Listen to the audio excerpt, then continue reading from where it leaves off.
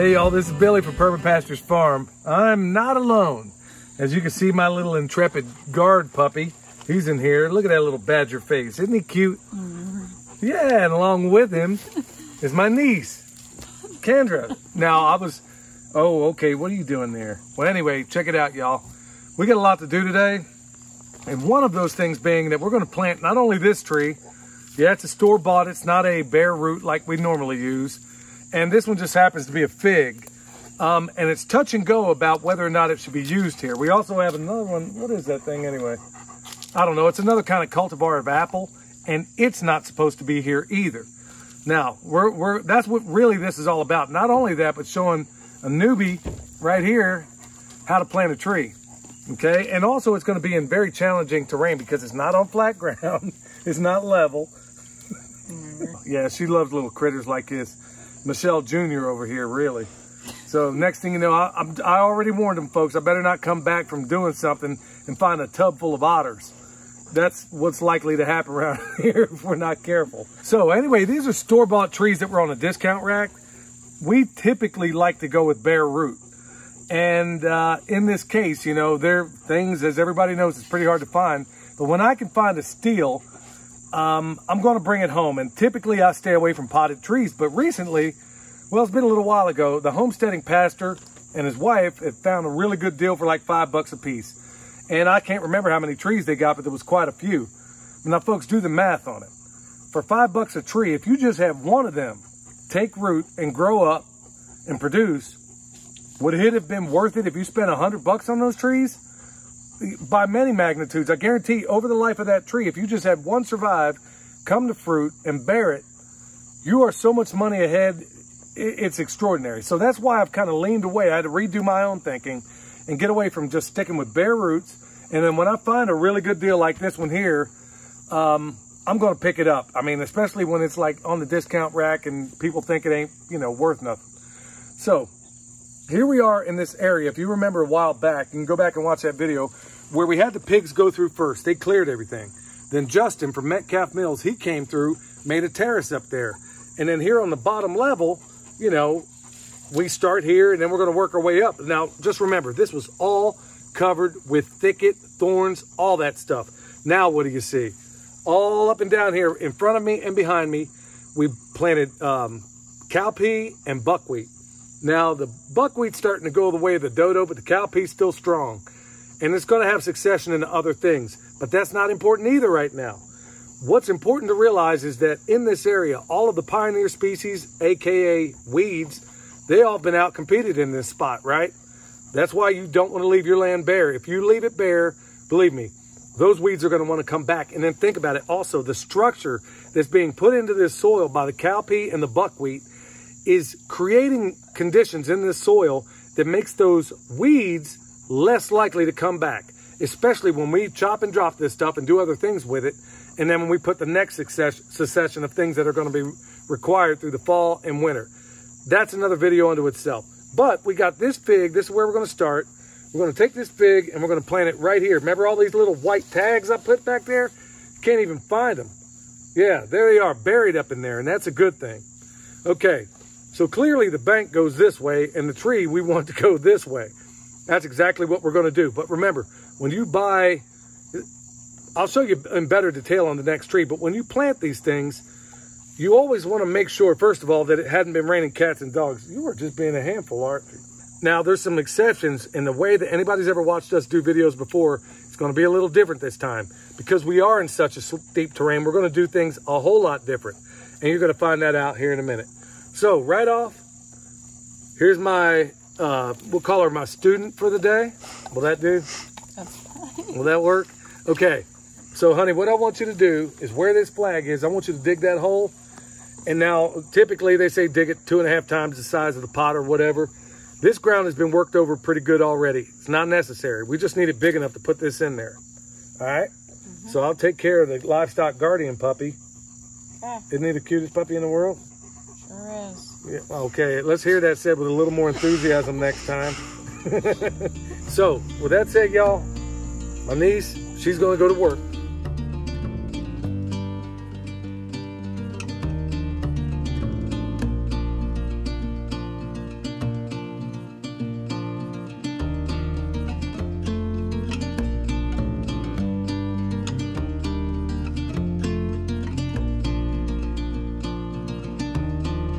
All we're gonna do is like fit this into the ground like so. And I think we probably need to go down a little bit more. You can kind of see how it needs to go. There you go. So you just kind of fit it in there.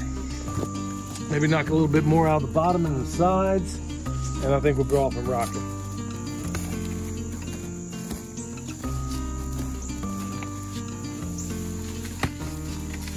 Now, honestly, folks, it's always, when you're going from a pot to regular ground, if it's what you got to do, it's what you got to do. It's always going to work better if it's a bare root. I was just having a conversation on the phone with my buddy Eric Sider. Go check his channel out. Awesome dude, excellent information. And you know, I was kind of telling him how, in our observations, bare root, yeah, I could take a bare root this tall and it will catch up to a tree this tall in really one season. It doesn't take long at all. But hey, potted plants are what you got, roll with it. Okay, so now that you got this thing ready to rock and roll, all you're gonna do, honey, is you're gonna basically squeeze, you know, try to get it to where you can get it out. Kind of do the pat, do the, what I call the Watusi. Let's hear you say that. Huh? Watusi? Yeah, there you go. Yeah, I ain't even sure what the Watusi is, but that's what we're doing here. Come on, honey, I don't see you Watusiing. Come on, let's do it. Are you right or left-handed? Right. Okay, put that in your other hand. There you go, bam. You can like kind of get it from the side, kind of loosen it up a little bit, like that. If it's really root bound, y'all, you can score it with a knife. Not the world's biggest fan of that. If I can usually get in there and work it over and get those roots nice and loose, that's what I'm talking about. Because it's going up the slope like this. If you try to lean it all the way back in there, this part, there's not a graft union on this. So you want this, you want the ground, the soil sloping this way. So she couldn't have positioned it in a better spot. So now, sweetheart, now that you got it in there, the roots are looking good, you're ready to rock and roll. Now, does it feel like it's perfectly vertical to you? Is that about right? Yep. Okay, you could not have done a better positioning job on that. It's gonna be a little bit different on this next one. So now all you gotta do is take your soil and you're gonna reposition it back in there.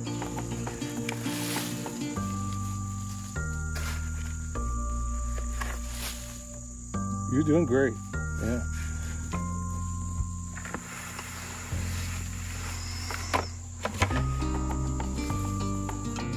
All right, y'all, she has everything off and running. And she went and posted up on this bucket. I don't know why, because you gotta go back to work. Well.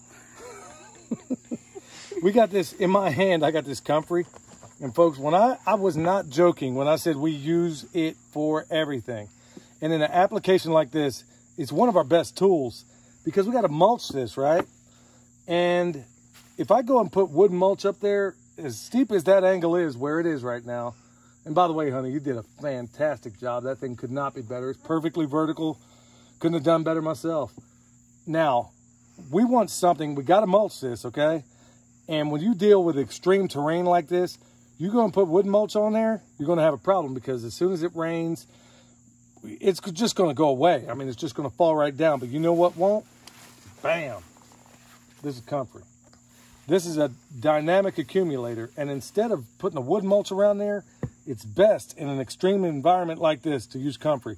Because no matter what it does, no matter what the rain, this stuff will stay in place. In fact, if you ever feel comfrey, the backside of the leaves almost feel as if they have like tiny little spikes.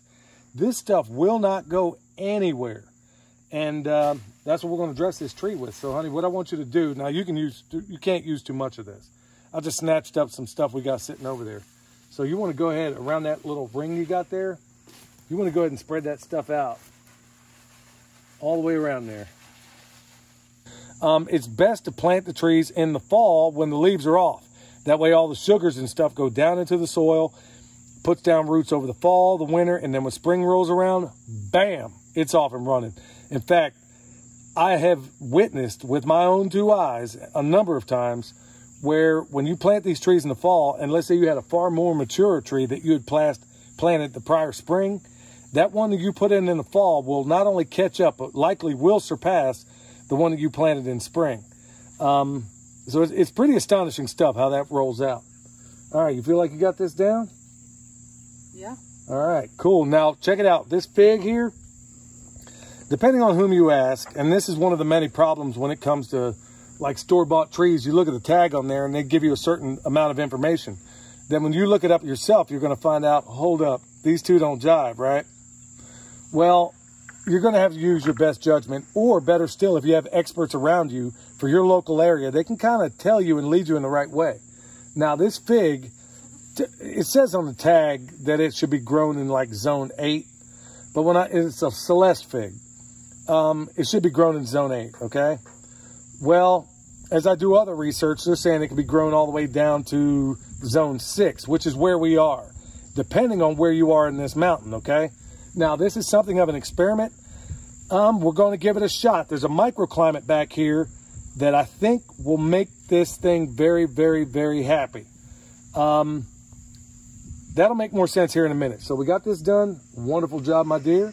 Let's move on down and get to the apple. Okay, we got a white flag up in here. The white in this particular area indicates that it's going to be a productive tree. Everywhere there's an orange flag, it will be a nitrogen fixer, which in my world, I'm going to call a productive tree anyway. Okay, here's where we were talking about in terms, this is where it's going to be a little bit different, okay? This one, that one is an easy tree to plant. This one's just as easy. The only difference, the important difference is that with this tree, it says on the tag, it's a Cortland apple. It says, which by the way, we don't have any here. Now, Michelle knew right off and said, look, that's the ones they grew back in New York. And it's saying that it's zone 4. Well, we're in zone 6, okay? But folks, here's where you can use your terrain and microclimates on your terrain to your benefit. Now, is this apple going to grow here? At the end of the day, I don't really know, but I know that I'm going to give it the best opportunity to come around. Why? Because for every 1,000 feet up I go in elevation, I move a latitude north. You dig? So from the bottom of that driveway, that's right, I said it. You're thinking, oh, I'm a walking anachronism. I brought it back. I'm bringing back a lot of stuff. Anyway, here's where we're going to try to use our altitude to our advantage. From the bottom of our property to the very top is probably close to 1,000 feet. So we gain an entire latitude just with virtue of our elevation. Well, we have something of a microclimate. Here it is. You see this shade here? I think we can get the chill hours we need for this apple by situating it in a place where it's going to get more shade at the time of the year that it would kind of need it, and in a place where there's a frost pocket. That's exactly where we're at. We're going to take this frost pocket and use it to our benefit, because the chill hours in this pocket should be sufficient for this apple that's more accustomed to a colder environment. And then depending on whom you ask, this apple has been grown successfully all the way down into zone 8. So the tag is a guide, but seek further. If you're buying a store-bought tree, seek further guidance, because they're just putting a stamp on there and they're not even really paying attention. Same thing all over again. This is loose soil, so you don't have to make it real wide. Just go ahead and bam, do our frost pocket dance right there, okay? I'll leave that to you. All right, y'all, this one's going to be a little bit different because there is a graft union on it. You know what that is? Nope. It's another dance. No, it ain't. The graft union is where the rootstock, the bottom part, meets the scion, which is the top part, which is what this tree is. This is the Cortland apple. But down here, we'll kind of pull it back a little bit so you can see. This is always bad when you got the graft union so low. See this little knot right here? Mm-hmm. That's your graft union on this tree. That's where the scion met the rootstock. And folks, when we graft trees, we like to do it where it's as high as possible. We like it to be at least 6 to 8 inches higher than the soil. There's a reason for that. If this graft union is left underground, you're going to start sprouting stuff. It's going to start putting energy in the growing from the rootstock instead of from the tree that you want. So you want to try to make sure this part is above. When we put it in the ground, we want to make sure this part is above the soil, where that graft union meets the scion. If it's cocked off to one side or another, you want to put it in the direction of your most dominant wind. Now, the house, which is over that way, blocks a lot of that. But when there is a wind back here, and believe me, I pay attention to it, it's going to come from behind me. So when we put this in the ground, we want to make sure where this graft union meets this tree, we want it pushing back. If the wind's blowing this way dominantly, we want the tree to naturally push back against it. So we're going to situate it in the ground kind of like that. Hold it back up for a second, honey. See that? There ain't nothing keeping this thing anchored to the soil. So unfortunately, throughout all this fall and all of the winter until spring, we are going to stake this tree. We're going to put it on probably 3 sides and we're going to stake it down, because if a strong wind comes, I guarantee it's going to lay this thing over. That's one of your biggest problems when you buy one of these potted trees. Now they act like, oh, you see it and you think, oh, it's so robust, it looks so great. Nah, it's more polished than spit and more glitter than grit, like a lot of other things out there. You like the way I said that? Yeah. It's balling, isn't it? See, I told you I know all that stuff. Now y'all, let it be known, let the whole world see that my wonderful niece here, her eyeball is every bit as balling as her uncle's. Ha! How cool is that? Look at that. Perfect. Graft unions above the soil. And she made that call. That's pretty cool, sweetie. Okay, so she's laying down the comfort, y'all. Remember, nature does not like to be naked. So you don't want bare soil, okay? Just like you don't want to run around naked. By and large, people put on clothes. Well, nature likes it that way too. So there it is. She just dressed nature. Now, that comfrey, I'll stack it. Before it's all said and done, I'm going to stack that stuff probably a foot high. And you know what? Go ahead, just for GP. This was in there. This is all that wood stuff. You can just throw it on top. There you go. So just like that, the only thing left to do is stake it. So folks, think about your topography. Think about how you can make that work for you. Do you have a microclimate? Do you have a body of water on your property that creates another microclimate altogether? Maybe you can plant another species of something that ordinarily wouldn't do well there. So consider your terrain, consider your topography. Think about all of these permaculture tools that you can bring to bear. And remember, bring other people along too, like my intrepid apprentice over here. Both of my apprentice, he's also still learning. Isn't that right, boy? Anyway, he's apprenticing to be a really, really good livestock guardian dog. And she is off and running, you know, not afraid to put foot to butt to get this stuff done. So how cool is that? So y'all, it was a real pleasure to hang out with my niece. Is there anything you'd like to say? Nope. Yeah, not the best color commentator for anything, y'all. Just like her aunt. But she's a sweetheart and we love her, and she's going to be really helping out with so many wonderful things around here. Mostly these dogs and trying to stick otters in the bathtub. So outside of that, y'all, this is Billy and Kendra from Perma Pastures Farm. We'll see y'all next time.